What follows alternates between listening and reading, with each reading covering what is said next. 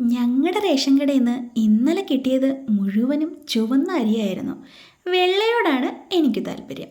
അതെന്താണെന്ന് ചോദിച്ചാൽ കാരണം പറയാനൊന്നും എനിക്കറിഞ്ഞൂടാ. അതുകൊണ്ട് തന്നെ നമുക്കിന്ന് കുത്തരി ചോറാണ് കേട്ടോ രാവിലെ ഉണ്ടാക്കാൻ പറ്റിയത്. അപ്പോൾ ഇന്ന് കൊണ്ടുപോയ ഉച്ചഭക്ഷണത്തിനൊപ്പം ആരൊക്കെയായിരുന്നു കൂടെ വന്നത് എന്ന് നമുക്കൊന്ന് കണ്ടാലോ. ആദ്യം തന്നെ മുട്ടത്തോരൻ വെച്ച് കൊടുക്കുന്നുണ്ട്. പൊരിക്കാനാണ് മുട്ട കൊണ്ടുപോയതെങ്കിലും ഉണ്ടാക്കി വന്നപ്പോഴത്തേക്കിനും അത് തോരനായിപ്പോയി. പിന്നീട് ചമയങ്ങൾ ഒട്ടുമില്ലാത്ത ഒരു മെഴുക്ക് പുരട്ടി. അത് ഉരുളക്കിഴങ്ങും അമരക്കയും ചേർത്ത് ഉണ്ടാക്കിയെടുത്തതാണ്. പിന്നെ ഇത്തിരി മുളക് ചമ്മന്തിയും ഉണ്ടായിരുന്നു.